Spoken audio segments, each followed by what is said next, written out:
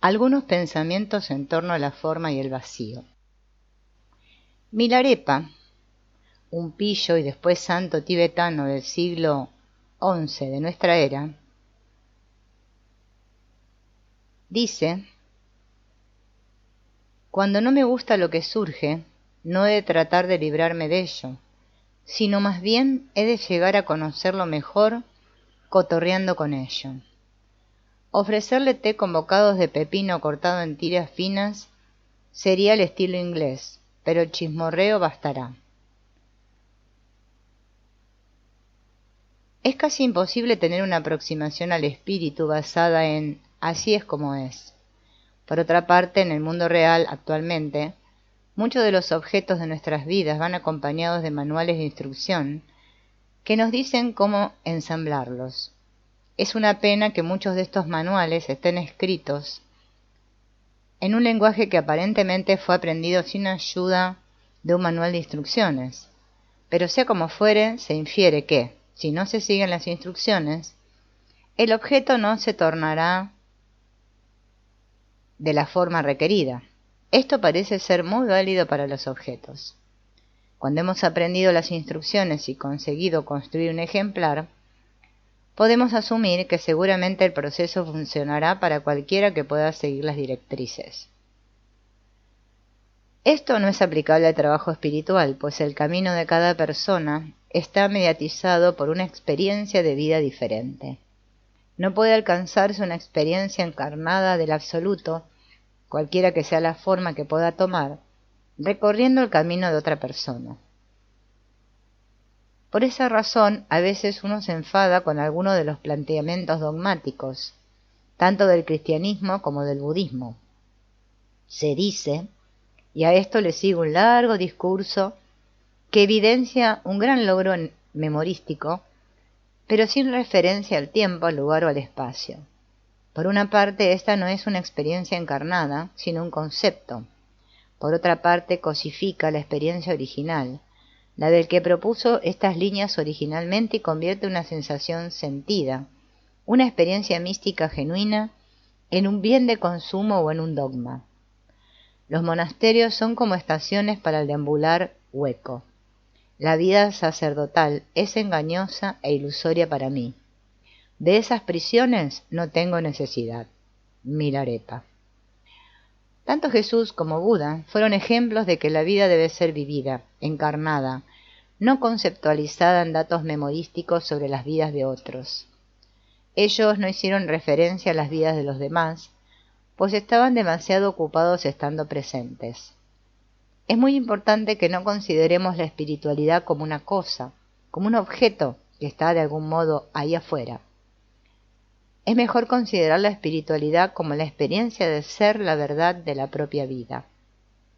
Hay una cita de la obra de Christina Feldman y Jack Kornfield que dice así: lo que les ocurre a la mayoría de los pedazos de verdad.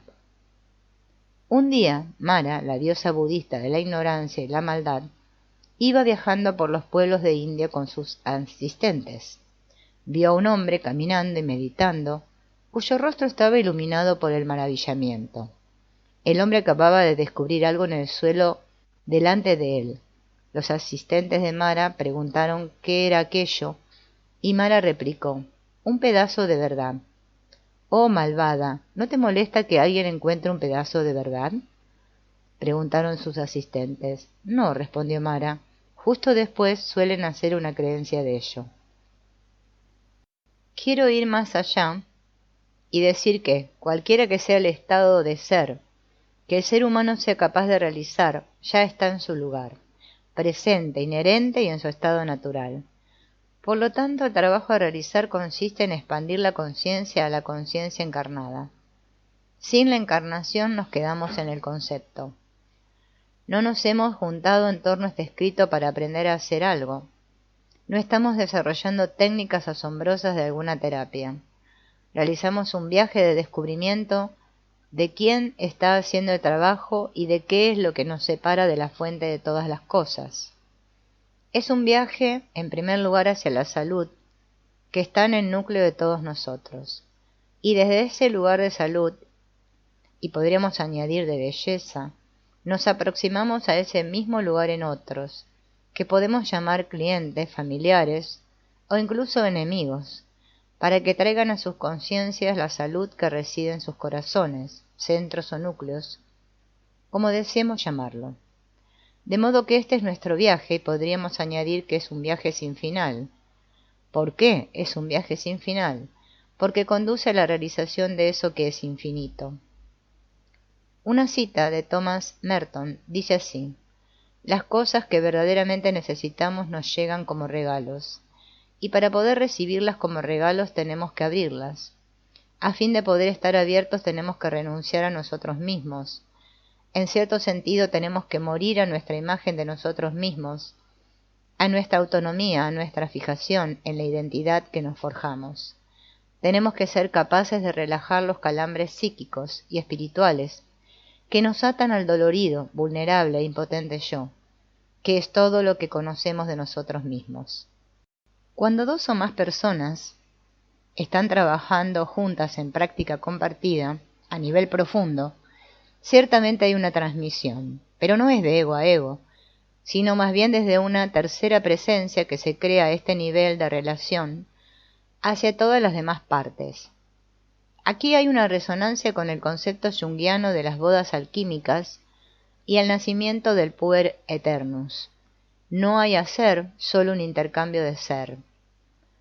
La conciencia de este proceso, como concepto, puede ser mantenida por el terapeuta y el cliente, o incluso por algo que no es ninguno de ellos. El trabajo está siendo hecho por el trabajo que se ha generado, no por la personalidad de los participantes.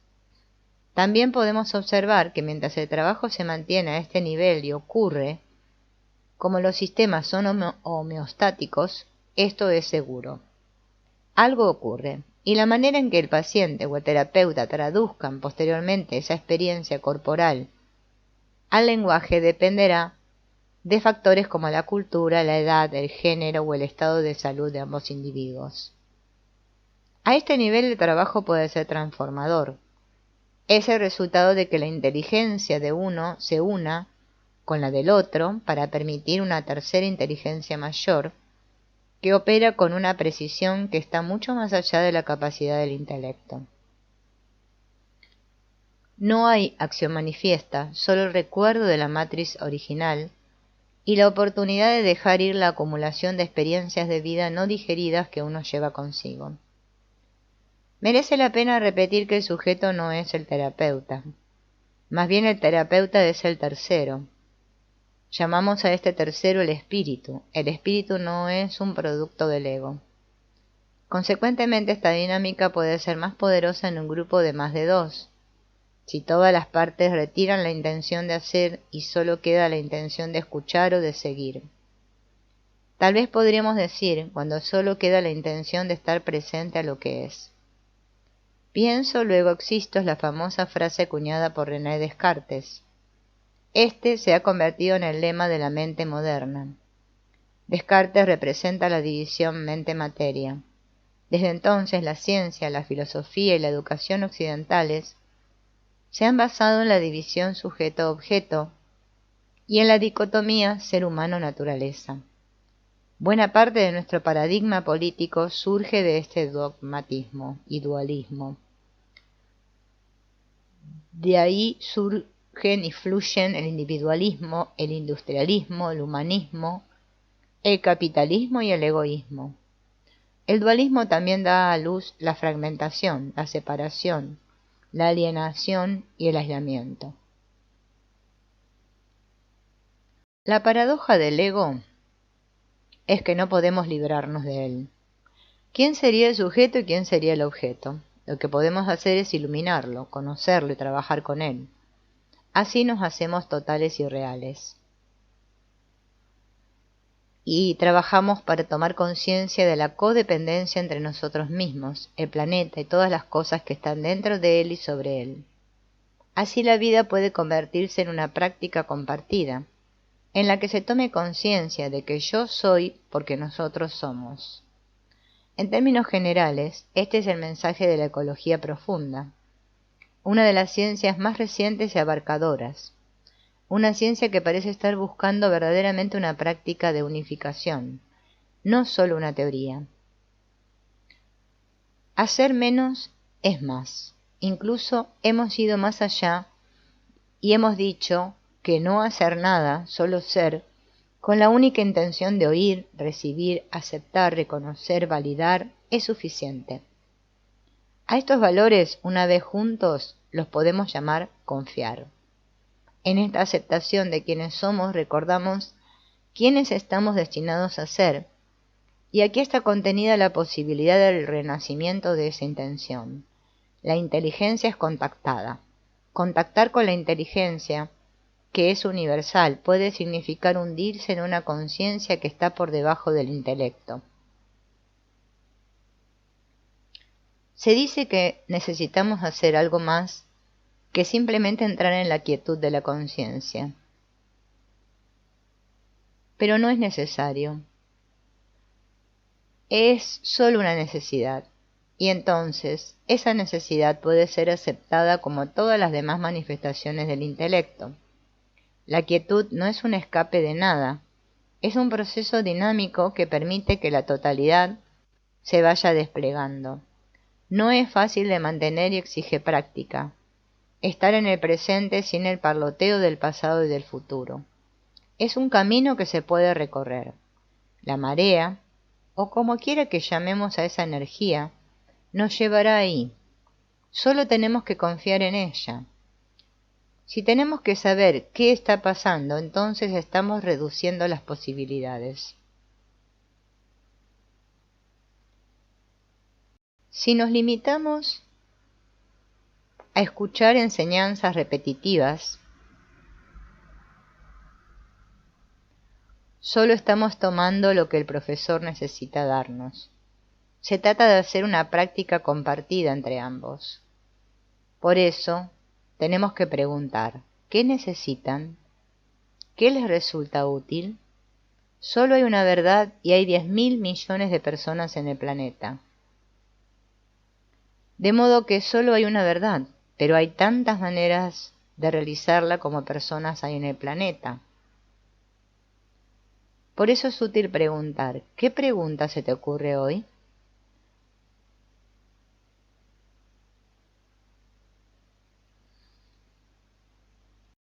El cambio es un tema muy importante para nosotros. Es tal vez la única constante del universo y paradójicamente la roca que forma la base de nuestra existencia. No hay nacimiento ni muerte, no hay venir, ir, pensamiento, sentimiento, intuición ni sensación. No hay relación de ninguna naturaleza sin cambio. Este yo no es el yo que era o que tenía ayer. Cuanto más practico estar en el presente, más evidente se hace esto. Hubo un tiempo en el que sabía exactamente quién era. Mi trabajo, mi familia, mi sueldo, mis ropas, mis neurosis. Todo eso ha servido para identificar a este ser. No siempre cómodo, podríamos decir, pero claramente identificado. Hubo un tiempo posterior en el que con un cambio de conciencia bastante doloroso, hubo un yo en relación con otros seres, lugares, entornos y situaciones. Un ser más cooperativo que tomaba cierta responsabilidad en la tarea de hacer olas, además de ser una víctima de ellas. Aquí hay cierto compartir, un modo de extender el compost, el abono, podríamos llamarlo, con el propósito de favorecer el crecimiento de las verduras. Ahora viene otro momento, que está más allá de toda comprensión, en el que simplemente no sé quién es este ser que de todos modos se está expandiendo continuamente. A veces sí, hay un yo que opera, pero después hay otros momentos en los que solo puedo escuchar lo que se está diciendo o imaginando. La confusión solo desaparece cuando acaba el análisis y es reemplazado por la rendición. Esta rendición llega al extremo cuando en grupo se enseña la encarnación y el trabajo alcanza una gran profundidad, porque se produce una sinergia de todo el grupo. Entonces prevalece la confianza y podemos soltar. Lo que soltamos es la separación, lo personal, lo abstraído. El trabajo hace el trabajo y no hay hacedor.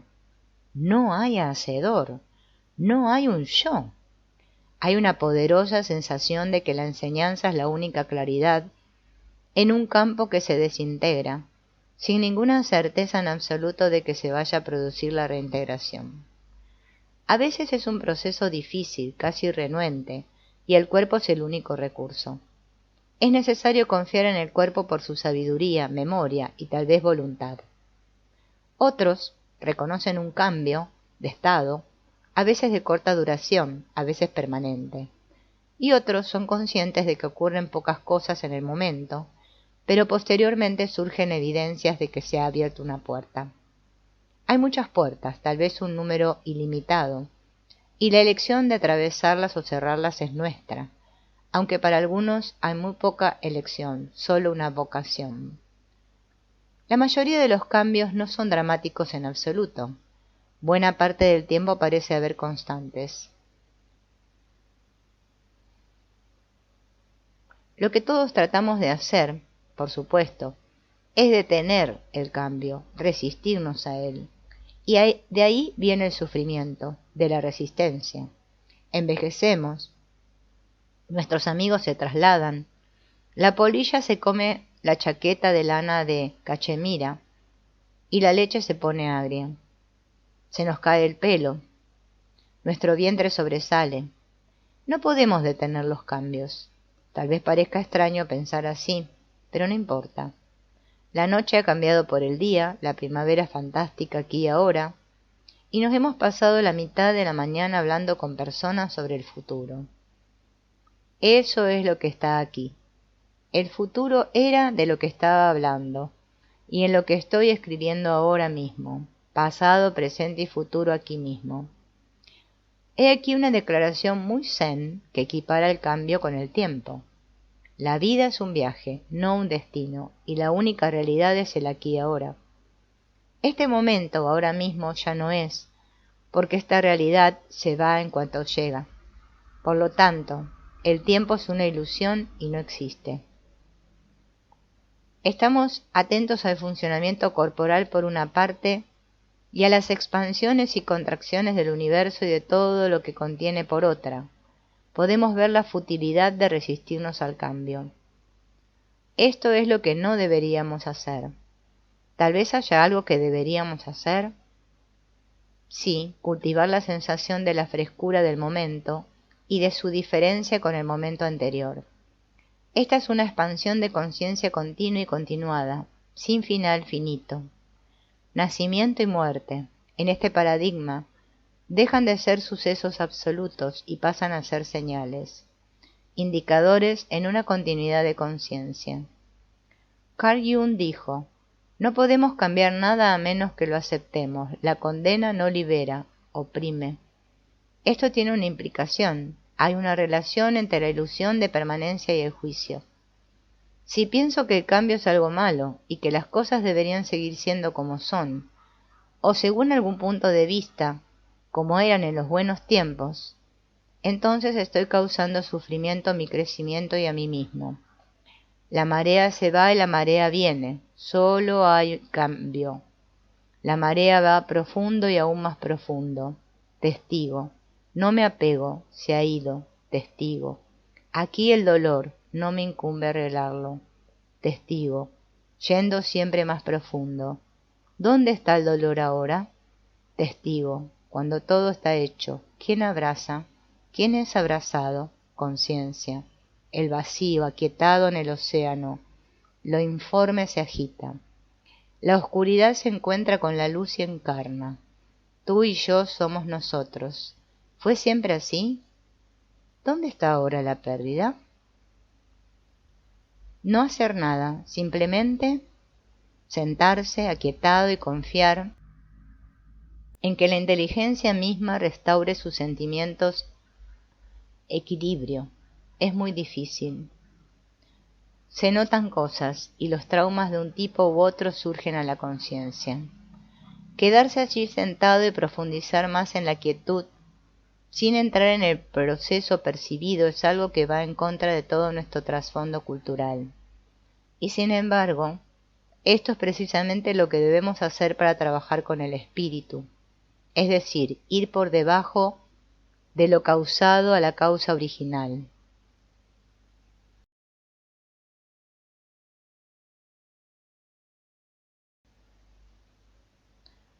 Estar apegados a lo que percibimos, mantener nuestra atención en ello, es en último término reduccionista y hará que la atención vivifique aquello de lo que nos gustaría aliviarnos. Lo que tenemos que tratar de hacer es sentarnos en quietud e invitar a que la historia de otro se revele en un espacio que mantenemos vacío. Este tipo de trabajo es particularmente, pero no exclusivamente, eficaz con los bebés y los niños, que aún no han construido una visión de la vida atrincherada con firmeza. Si pensamos en causa y efecto como una especie de árbol familiar, después de unas pocas generaciones, la totalidad de la carga se habrá hecho muy grande. Si prestamos atención a los atributos de una rama de la familia, esto nos puede llevar de vuelta a la matriarca y el patriarca originales, pero nos habremos perdido todos los hermanos y las ramas secundarias que se abrieron a lo largo del camino hasta el presente. Así, en la observación del trauma, si nos enfocamos en un síntoma de lo que está yendo mal y tratamos de remontarnos a la causa, inevitablemente dejaremos atrás un montón de otras ramas mayores o menores que se desarrollaron a lo largo de la misma ruta. El cuerpo, en su búsqueda inherente de la homeostasis, suele producir otro conjunto de síntomas cuando se ha tratado de forma inadecuada al primero. Sentado en quietud, notamos que ocurren muchos fenómenos diferentes. Es un hecho que no los percibiremos todos, sino solo aquellos con los que nuestra atención esté sintonizada. Podemos notar esos y continuar sentándonos, profundizando en la quietud a través de la meditación. Entonces nuestra tarea no consiste en lidiar con los síntomas, cualesquiera que sean, sino más bien en ayudar al paciente a ponerse en contacto consigo mismo, a un nivel que está por debajo de todos los síntomas, dolores, etc.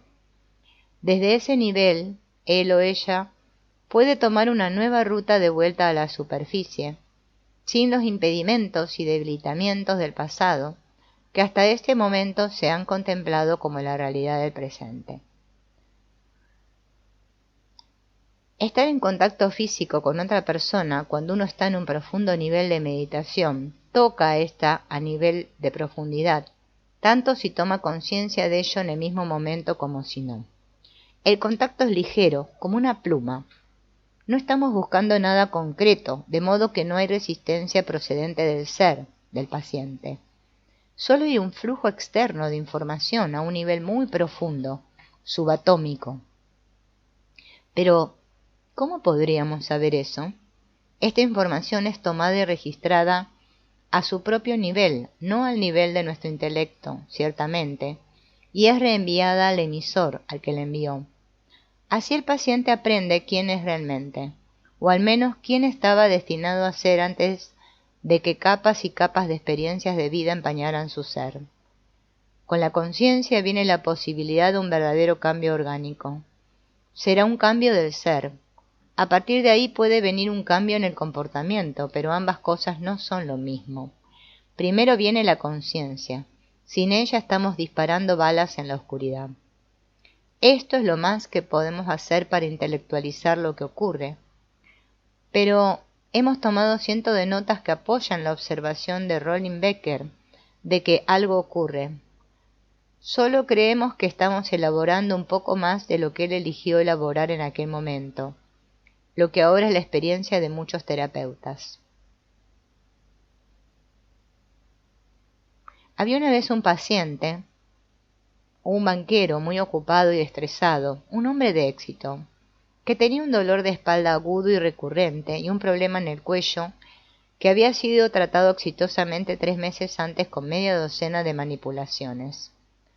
Sentía un dolor agudo y sufría una restricción de la movilidad en el cuello y en la parte alta de la espalda. Las circunstancias en las que había realizado la reserva de la sesión hacían que él estuviera ya allí, pues le habían dado hora debido a una cancelación. El terapeuta empezó advirtiéndole que su trabajo era para el observador, parecido a ver secarse la pintura de la pared, y pareció aceptar el hecho de que el terapeuta no lo iba a manipular en absoluto. Comenzó el terapeuta tomando un historial completo, no solo de su pasado médico, sino también de su entorno doméstico y social. A continuación, después de haberlo invitado a que se centrara en cualquier sensación corporal, tanto si tenía una relación evidente con el problema como si no, el terapeuta se sentó. Después de los primeros minutos pensó: tiene el cráneo muy tenso, aquí no está ocurriendo nada. Después se dijo a sí mismo que no debía continuar con ese pensamiento, solo meditar. Gradualmente fue capaz de renunciar a la idea de que él era un problema y de que el terapeuta no podía hacer este tipo de trabajo. Entonces empezó a notar el comienzo de algunas fluctuaciones. Unos 10 minutos más tarde, él dijo algo. Le preguntó el terapeuta qué era, pues estaba profundamente inmerso en la meditación, y dijo que el dolor se le había extendido a todo el otro lado. Se le preguntó si podía estar con ello, puesto que al menos algo se estaba moviendo. Él estaba muy relajado y dijo que podía estar muy bien con ello. Después de otros 15 minutos dijo con tono de sorpresa: parece que está desapareciendo. Decidió que no era el momento de mantenerse atado a esa idea, sino de profundizar en la meditación. Después de otros 20 minutos dijo: se ha ido. Simplemente el terapeuta se sentó en la conciencia de la meditación sin ningún objeto, es decir, sin ningún apego a su problema o a los del paciente, y actuó como fulcro entre su inteligencia y la suya, a un nivel que de ningún modo se puede describir intelectualmente.